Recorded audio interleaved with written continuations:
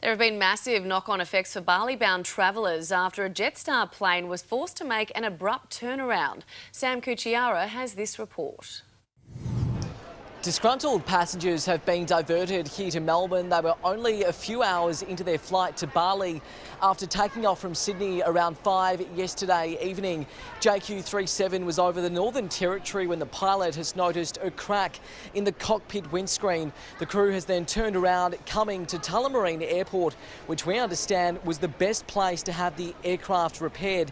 Passengers spent the night in overnight accommodation before flying out this morning, but to make room for them, passengers already scheduled on a morning flight to Denpasar from Melbourne were bumped off that service so those from the damaged plane could travel.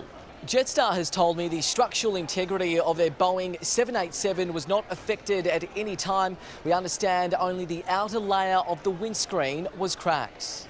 Hi YouTubers, I'm Davina Smith. Well, click here to keep watching Great 9 videos and subscribe to our channel here for lots more news, analysis and exclusive content. For breaking news, see you at 9news.com.au.